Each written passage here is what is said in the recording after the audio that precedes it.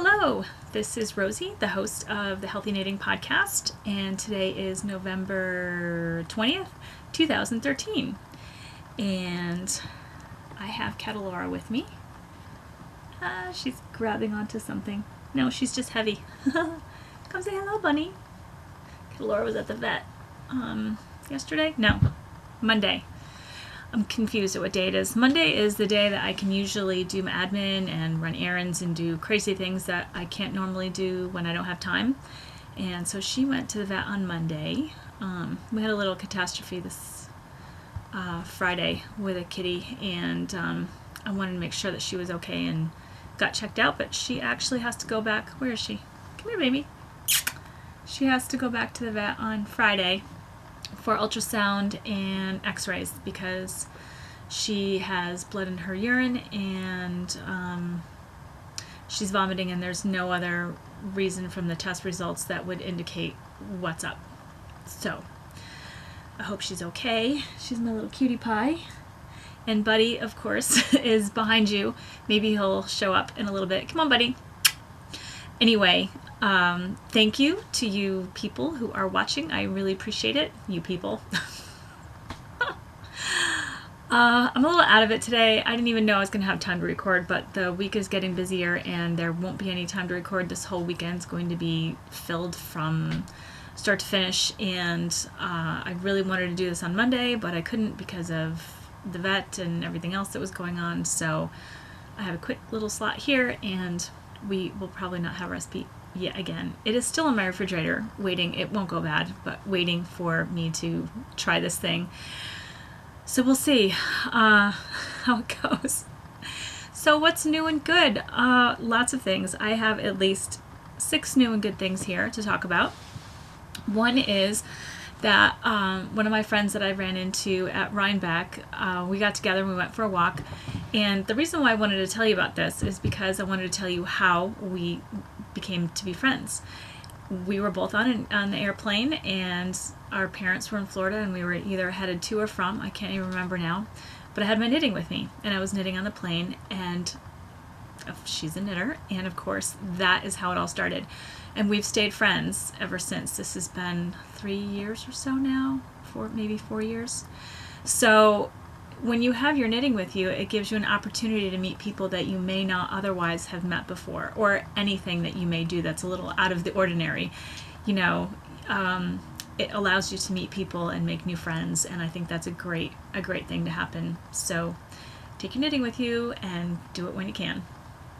I went with another friend on Sunday. This was a very busy weekend as well, and I didn't get a whole lot of sleep because I know better that I should go to bed early, and I had an early start. My friend and I went to the philosophy school in New York City to an event about economics, and it starts really early in the morning, and if we left at one time, we would have just gotten there maybe if everything went right when they started, but we wanted to make sure that we had plenty of time in case there are delays. There are many times I've been on the subway and it has stopped for no apparent reason, and well, sometimes once there was a man who was laying down on the tracks and they had to evacuate and bring in the police and the ambulance and everything else. He was okay. I don't know why he was taking a nap on the train tracks, but I'm glad the train stopped and didn't run him over, because that would have been horrific. But these things happen, and you have to, you know, if you want to be anywhere on time, you really need to be prepared. So we left an extra hour early, which meant we were on the 6:12 train on a Sunday, and I went out Saturday night and stayed up a little bit late. So, but I'm having fun with all of my friends right now because y'all know I'm leaving soon, and I won't be able to have these opportunities to be with them on a basis like this where you can go, hey, what are you doing tonight? You know, I'm not going to have that. So anyway, I am trying to enjoy as much as I can. And next time I talk to you, I'll talk to you about what's going on the weekend that's coming up, which is this weekend, which is full of fun, fibery, friendly, fun things. So anyway, I just told you about Catalora, so that it's new, but she's not so good because I don't know what's going on with her. And isn't she just the cutest little thing? Come here, baby. Oh. She's like, what are you doing? Don't hold me like that. Okay. Come here, baby. Oh, another new thing, cat related, is Mid-Hudson Animal Aid called me the other day, and I think I told you before, they had a fire at their facility and they were farming out their cats to foster people everywhere so that they could have a place to be while their building was being worked on. Excuse me, now I've got fuzz all over my face. So they finally called me. I have a feral cat named Sally living under my bed right now, who is super cute. She's got the cute little white paws with the white on her belly and the tigery stripes everywhere else. And she absolutely hates me. But she's really cute. And maybe she won't rip my face off. Last night she did actually jump on top of the bed. And I kind of woke up, but I didn't do anything. I just kind of like see what she was going to do. And she kind of walked around the bed a little bit and then jumped off. So she was checking me out. She didn't kill me, didn't scratch me, didn't do anything. But is not too interested in people whatsoever. So the person that was actually fostering her was getting more allergic reaction. And so there's about 1 more month to go before the building gets fixed when she can go back with all of her cat buddies. And right now I'm not letting her run around the whole house because I don't know how my cats might feel about her, although she likes other cats. She lives with, I think there are like 130 something cats at this shelter, and it's cute because they're not in cages. They're everywhere. You walk in and they're like massive cats, but they're not enclosed in a cage, and they get to run around and be friendly with other cats and be cats and run and play, which is nice.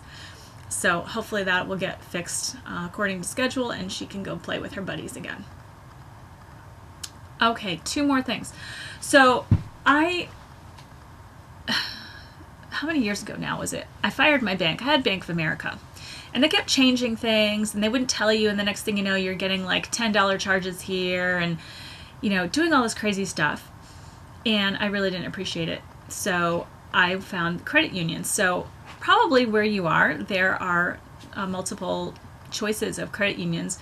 Here there are at least 5 different ones. They're popping up everywhere, and it's usually free checking. So you can't go wrong, because Bank of America at that time was like, it's free if you do this, but then if you don't do this, then it's going to charge you. And then they would charge me, and it was like, are you serious? You're going to charge me $10 and I don't even write any checks with you. It's just because I have a checking account and I use my debit card all the time. So I've switched to the credit union, and I was very happy. Although the credit union that I have now, their internet banking is not that reliable, not security-wise. It's that I can't get in it. I can get on my app, but sometimes I can't actually do anything on my computer, and they want me to turn off all my cookies and all this crazy stuff. And I'm like, you know what? It's time for me to look for new ones. So I found another one right down the bottom of my hill, which is even closer if I needed to go get cash. And they don't charge business checking either. And the place where I was before didn't, and then all of a sudden now they are. So I'm like, no, I bet there's another one I could choose. So free business checking and free personal banking checking. So you can't go wrong. If you are not happy with your bank, please look around. Credit unions are a great way because they don't overcharge you, period. Okay, last thing is I got yarn. Now, I'm not sharing all of the yarn I get with you all in one lump sum because it's a bit embarrassing. But I will show you a few things that I got. We talked about this yarn before. This is the yarn that I made the last Noro. Oh, that's Natalia. Nadeshiko, the last Noro, that jacket with the mohair in it. So I have 2 more different colors. I have a blue, and I have this, it looks like charcoal and orange. This is number 12, and this is number 2. I don't know what I'm going to do with these yet. Oh, you know what? My mistake. I had actually bought 6 skeins, and I thought I had bought 5. So when I bought that extra skein, I really do not have an extra skein of that yarn, but it's not going to go to waste. I might make a hat out of it, or mittens, or something. I don't know. It's super soft. I really like this yarn. If you ever get a chance to go to the store and give it a squeeze, do so, because it's really nice. I'm a big fan of Angora though, so it's nice and warm, and it's just super soft. So that's my all my new and good I think I may have forgotten things. I did forget to tell you things last time, right after I recorded, and I thought, I can't record more. I can't even figure out how to edit this new stuff now.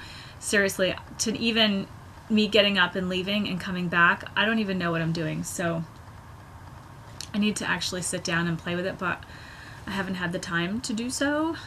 And I just usually am feeling like, oh, I haven't put an episode up in, a week and a half, and I just want to get it up and get it done. So one day, when I have more free time, I will try to play around with the edits.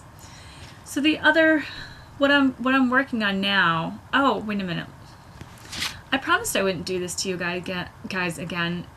I am a little scattered because I wasn't planning on recording, so I'm kind of like ran around and threw everything near me and hope for the best. I went to the laundry. I had to wash some more clothes, and I think the clogs are finally at the right stage. And you can still, I've washed them with all of the cat hair. This is what my life is like. It's full of cat hair.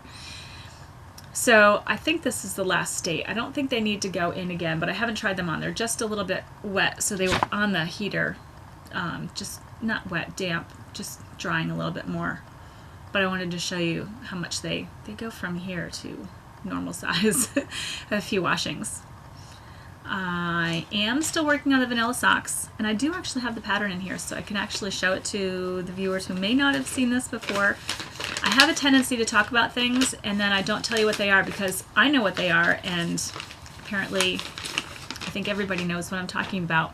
These clogs are the felted clogs from Fiber Trends, which I love very much. They're super easy to make, variety of sizes. And these are the socks that I make all the time, the plain vanilla socks. And it's a free pattern on Ravelry. It's just one of my favorite because it's super easy. I do the Ira the Partridge He all the time. I have switched back to putting my signatures on here. I do prefer them, especially for these, because the fabric is just different. And you can really feel the difference. The whole top part was knit with the wooden needles, and then the last few inches was knit with the signatures. And I don't think you're going to be able to see it. Hang on. Oh, look at my fingernails. You probably can't see it, but the top stitches are a little bit bigger than the bottom stitches. It's only the last few rows that I did on the train, talking to my friend when I switched to the metal needles. Thought I was going to be able to knit a little bit more, but oh my god, I was so tired. I didn't sleep much at all. Like, I think I didn't get home until 1-something o'clock, and I had to be up at 5. Not good. Not good for me, especially because I don't normally do that. I kind of like my sleep. So one of the other yarns I got when I bought yarn from Webs was Norohitsu, and I am making, well, it's the cover. I'm making the cover garment. Now, I'm having an issue, and this is why I kind of wanted to record here, because I need to block the body. I have it on clips, and by the way, these little clips are a great way to just kind of get an idea. Like, I could actually stick this on, and I put it on, and it's not sewn together already, so if I needed to make any adjustments I could, but it's clipped in a way that I could try this on. I'm getting confused here. So here's the front part of the jacket. Apparently I do not have the sleeves yet, sleeves, but I was doing the sleeves on purpose last because I thought that I was going to be changing some of this around to the point where I would need a lot more. I actually have almost 2.5 balls of yarn left, and which is, I'm sure, plenty to make full-length sleeves if I wanted to, which I was thinking about doing. But this garment, and I did check my gauge, this garment is looking way smaller than what I knitted at. So when I put it on, it doesn't quite feel like a long-sleeved jacket anymore. Like long sleeves would feel funny put on this. So what I'm going to do is block it out and see. Oh, sorry, Buddy. Buddy's here. Did you see Buddy? Hello, Buddy. Look at my big man. He's so cute. See if I could make it a little bit bigger. Like, it comes across, but it doesn't feel like how I wanted it to feel. But it doesn't have the same. I also put waist shaping in. and I even put a little bit of extra up here, and I thought I made it a little longer, but that's not even looking like I did. I'm not sure what happened. I kind of know my measurements of where I need to add extra and where I want to take in a little more and where I want to, do things, but I'm not sure. This one totally didn't come out as I had expected. But it's really pretty. I like the yarn. This yarn is beautiful. It's bulky, so it goes really fast. It does hurt my hands to knit, not knitting the yarn, just knitting that big. Because I knit this really fast, it just kind of hurt a little bit. But I do enjoy the yarn, and I have some more of it, but I'm not going to show it all to you until I start knitting with it, which will be soon because I seem to be on a Noro kick right now. So anyway, I'm going to block this out and then see how it looks, and then see whether I want short sleeves or long sleeves. Like short sleeves in the winter, it's a bulky coat, I know, but sometimes it's kind of cute to wear a t-shirt under something and then have the bulky sweater and have it be a little more open. Like if it were a totally closed, and I have made these, I have this really big silver jacket that I made, and it's really beautiful. It's from Vogue Knitting, and it's bulky, and the sleeves come up to here. You really need to have long fingerless mitts on, or gloves or something to cover that up, because it's such a bulky coat that you only really want to wear it when it's really cold. And if it's really cold, you want your arms to be covered because it's really cold. So that's where I'm going with this. I really need to figure out how I'm going to use it. So blocking will ensue. Maybe, I don't even know if I have time today. We'll see. Okay, let me turn the page. I did try to write some things down so I wouldn't get too lost and off on a tangent. La la la. Okay, so yes, I haven't done very much knitting. I've done more contemplating on knitting than I have on actually knitting. You ever do that? You just sit on Ravelry and you go, oh, what's the next project that I want to make? Or I have this yarn and, what am I going to do with that? Or I have this project and now I need to go searching for yarn. That's kind of where I'm at right now. I want to make 50 zillion things and I want it all to be perfect. And I have that coat. See that yarn? Right there. Gosh. I am really crazy. Right there.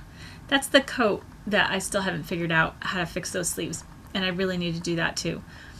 And it's Noro, so of course I want to work on that as well. But there's a bunch of other things that I want to work on right now. And I haven't really worked on anything except for this jacket.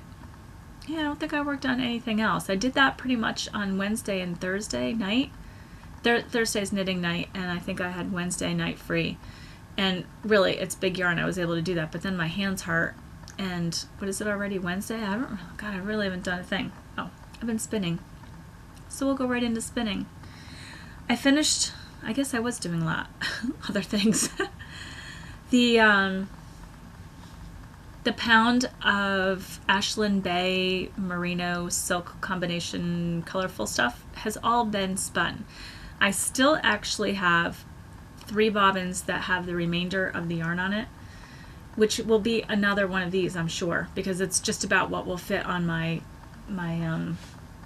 large plying bobbin. It gets filled to the max. It's not even. I was getting a little bored, honestly, with spinning the same thing over and over again. So for me to spin a sweater might be a challenge because eventually I'm just like, I just want to get this done.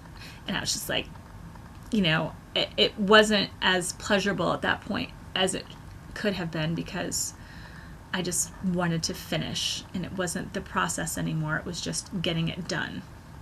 There's a difference, I think. When you're knitting because you really like what you're knitting, or you're rushing to finish because you have a deadline, or you can't stand knitting this anymore and you just have the last X of it done and you just can't stand it anymore.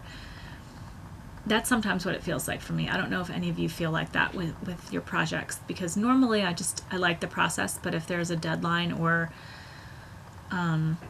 if it's something that I'm not enjoying, then I don't really want to do it anymore, and I feel like I'm forcing myself. But I will force myself to finish something. It's never that bad in the end, but at the time you feel like, just poke me in the eyes with my needles already. So that's what I felt like with this. So it's a pound. So there's one more of these, and I haven't counted anything. I haven't even washed it yet. I'm going to wash them all together.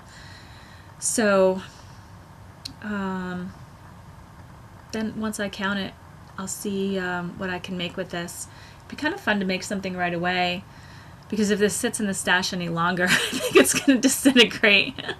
It's so old already, just as fiber. I really have to stop letting things sit so long. But it's kind of fun to see it all in its togetherness. I don't know if you can see there's a lot of red in there, which I love. I think the red adds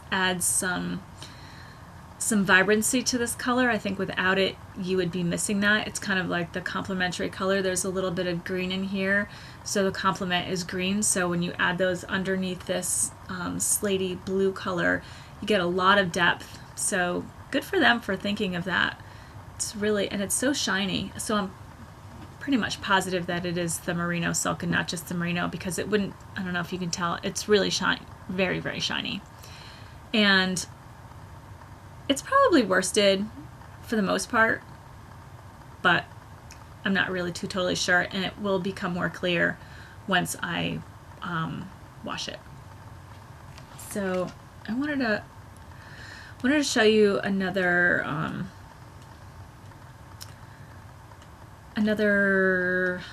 sweater from this book that did I want to show? Okay.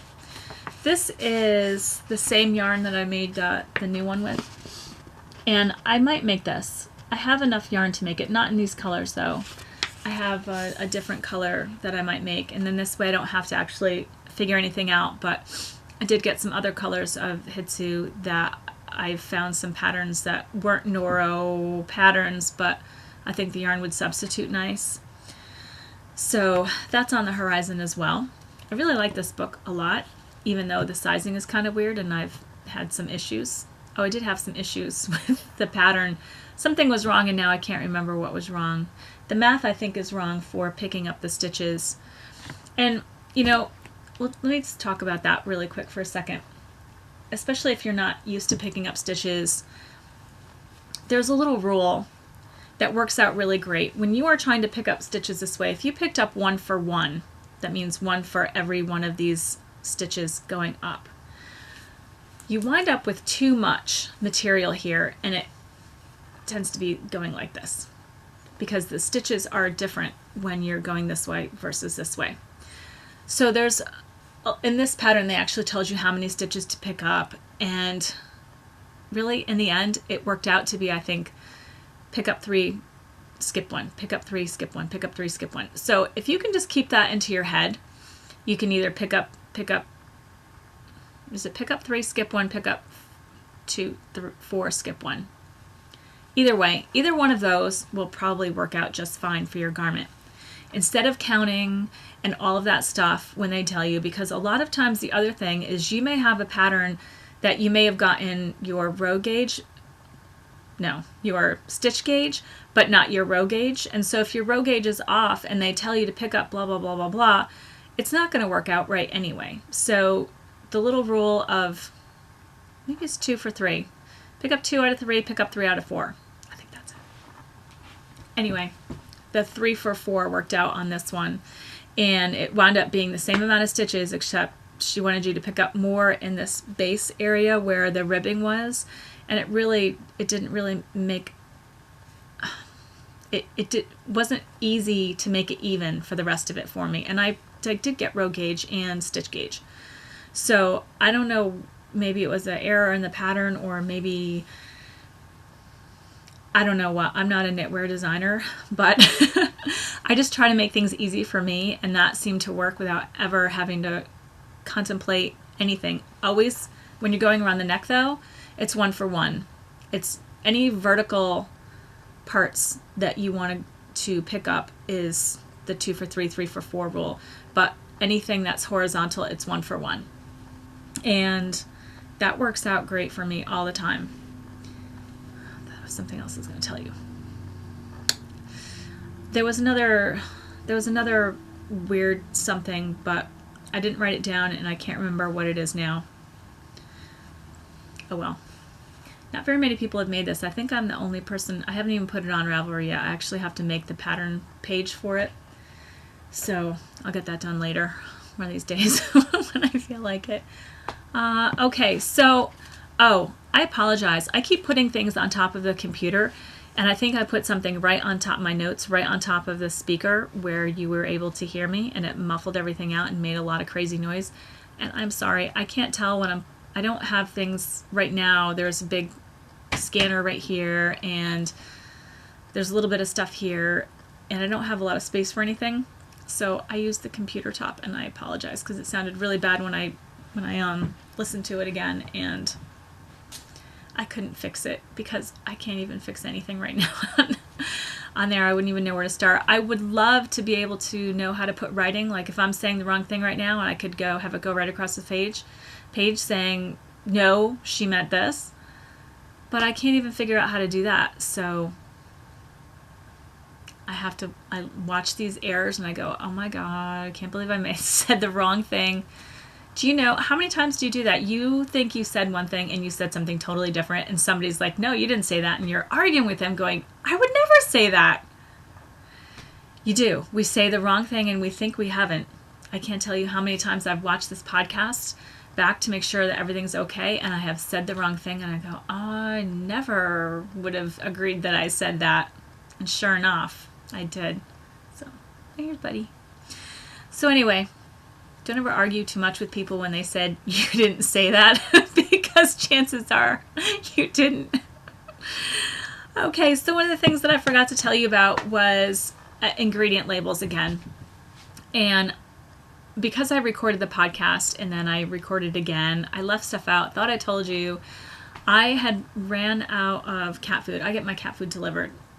And I have a very limited amount of ingredients, and so going to the local store right down the street from me in emergency is always just a craziness of me having to reread labels and try to find the least oddest thing that I can till I can get my delivery, and it turned out it was coming the next day. So I bought, I wound up buying canned salmon, canned salmon, because the tuna, all the tuna in the store had soy in it. That's right, soy. I don't eat meat. It includes fish and chicken. That's kind of how I call a vegetarian, is you don't eat animals. So tuna is included on that list that I don't eat, and so I never look at the tuna label until I went to go buy some for my cats. And they all had, it would say on the label, on the front, not on the back, but on the front it would say tuna packed in water. Well, it's not really tuna packed in water because it's tuna packed in broth, which is soy, also includes soy. So if you have food allergies to soy, or you don't want to eat anything that is a GMO soy, you really need to stay away from these things. And I don't even know if there was a tuna fish. I looked at all of them at the store, all of them, and they all had soy in them. I don't understand. This was not the case many years ago. You could just get what was in there. And today you really can't not look at the labels anymore, especially people with food allergies. It is ridiculous how many people are coming up with food allergies these days. When I was a kid, there was really no such thing as food allergies. People, I mean, the obvious ones, but all the ones we're seeing today were not a part of food allergies. These foods were not inundated in our marketplace either. So soy was not a prevalent food. If you weren't eating soybeans, you probably weren't eating soy when I was a kid. That's just the way it was. Today it is in everything. It is just like corn. Corn is in everything. So please read the labels. And by the way, those two crops are very much a GMO crop unless they say organic on them.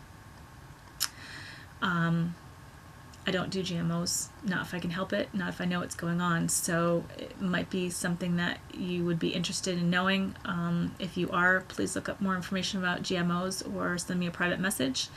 I'd be happy to point you in the right direction to some information that could help you stay away from it if you so chose.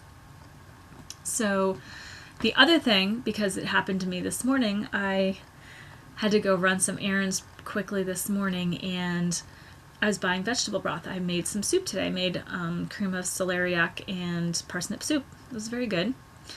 And I was just checking out the broth there, and they had a regular broth, a no salt, actually no salt. I've never seen this brand before. It's not organic, but there was no salt. There were 5 ingredients in this broth. That was it. It was vegetables and water. All vegetables and water. No spices, no sodium, no nothing. And so my point is that if you read the ingredients, you can really get a good idea of the quality of a product. Right next to it was and I tried finding it. I couldn't remember the name of it. It was something Farms. It was not Pacific, because I know that label. It was a different brand.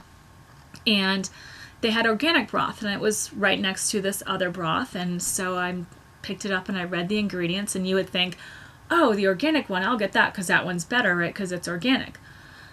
The list of ingredients was incredible, and it wasn't all organic ingredients either, and it was more expensive. They had hydrolyzed yeast extract in there, and if any of you are not aware that is a MSG product, and that's something that you would probably want to stay away from. I don't do well with MSG at all, and I don't want to consume it, and so I don't buy things with it in it, but it's not labeled as such on every product either. They have different names for it. So if you see hydrolyzed yeast extract, you can be pretty sure that it is an MSG, monosodium glutamate. Oops, sorry, telling me to do something.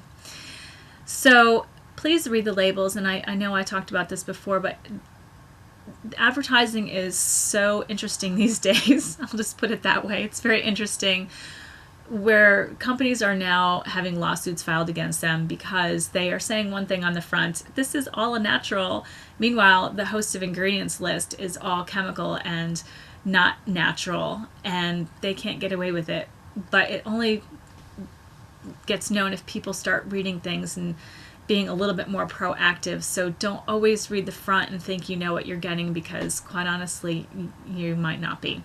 So I didn't, and you know me, I'm like, oh, organic, but organic only when it really is an organic thing, not when a company has then now taken something that could have been partially good and added a bunch of junk to it, and then they're calling it organic, and no, not a good idea. So be aware.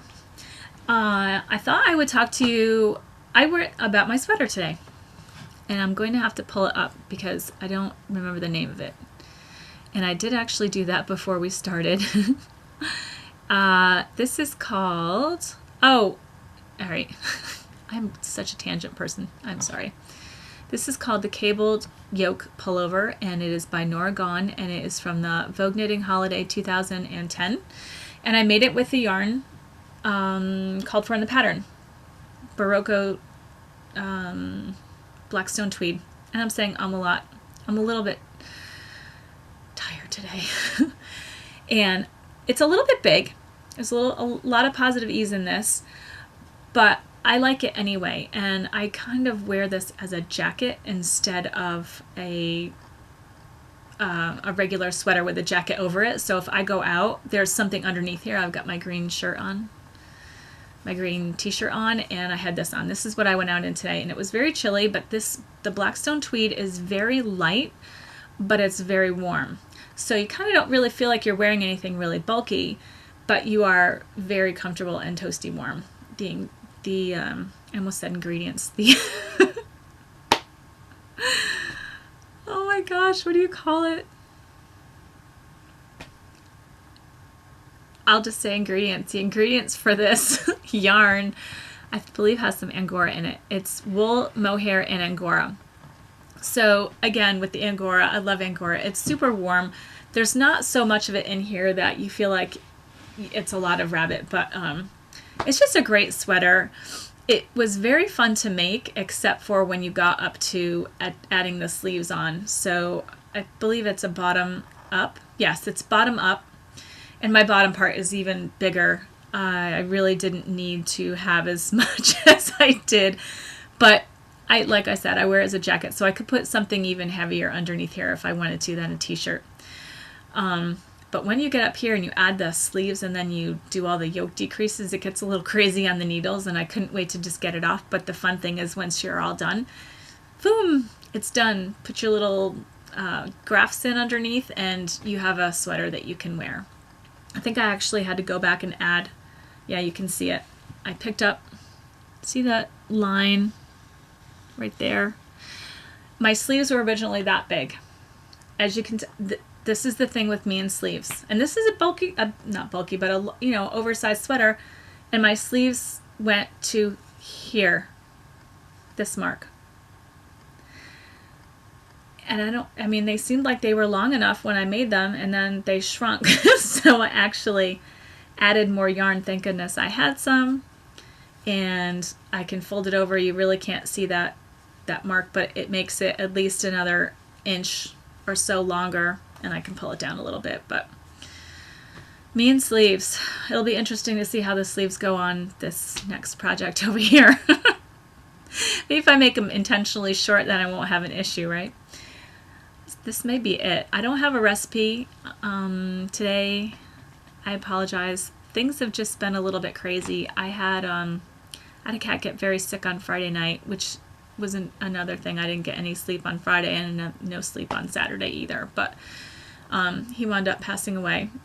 I had to actually, well, he would have had I not put him down. He was teetering on the edge of what's going to happen first. And I'm just like, you need to take the cat out of his misery. He had cancer, another cancer cat.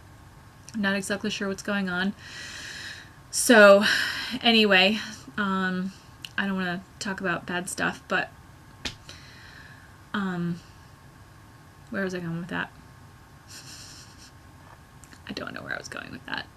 I think I'm just going to say that's it. Thank you for watching. Oh, see, I almost forgot again. Someone had asked me to talk a little bit about Italy and when I move and blah, blah, blah. So I did talk about it in the podcast that I never shared with you, and then I thought that I had done it when I did the last one, but I did not. So I am moving to a town named Menaggio, and it is on Lake Como, and it's right, Lake Como kind of looks like a person running, has two legs and a top body. So if you go where the legs are just doing this movement, I'm on the west side of the lake, and I can't tell if this is west where you're looking because it looks like east. So the west side of the lake. So I will see sunsets and not I will see sunrises and not sunsets across the water. It is the most beautiful place in the world, and one of the most beautiful places in the world. And what I should do is get some pictures, get my iPad and show you some pictures, because it is just so stunningly beautiful. I have pictures on my screensaver on my computer, and I forget that I even have this because most of the time my computer's in use or it's off, but sometimes it'll just be on and that will kick on, and I'm going, look at how beautiful. And then I have to pinch myself that I'm moving there. It's incredible. And the people there are so nice and so kind and so friendly and helpful.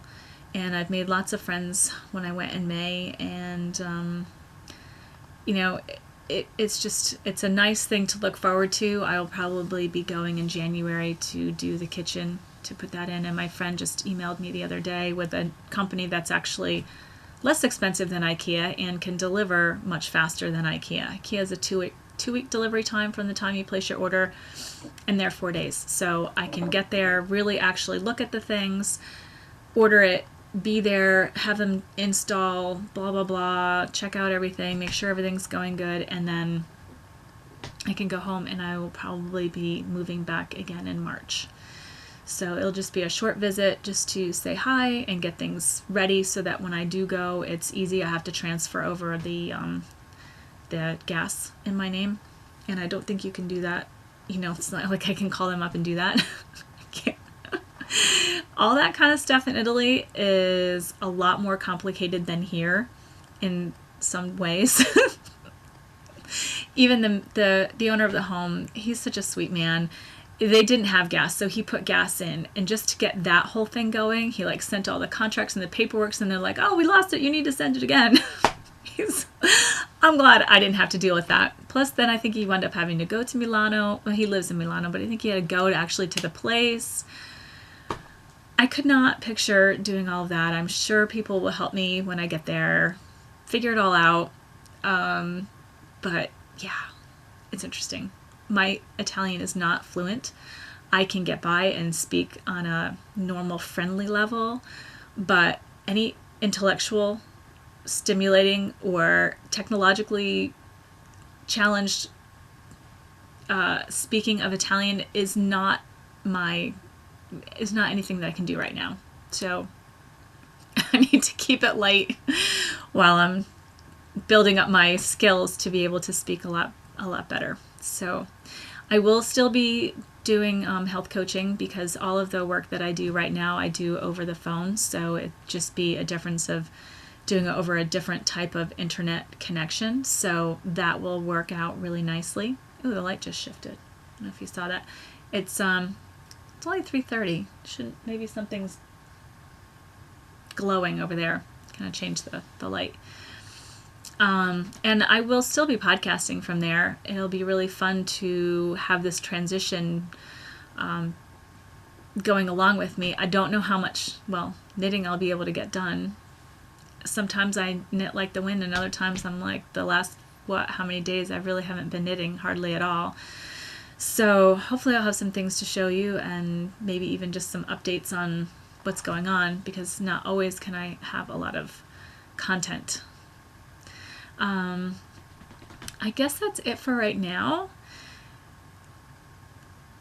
Yeah, I wish I could do this recipe thing. I keep forgetting, and then I don't have it done, and then there's not enough time to try it out before we do anything. But I will work on some things for next time. I just need to have the free time to do them. Every time I have a piece of free time, it gets taken up by something else.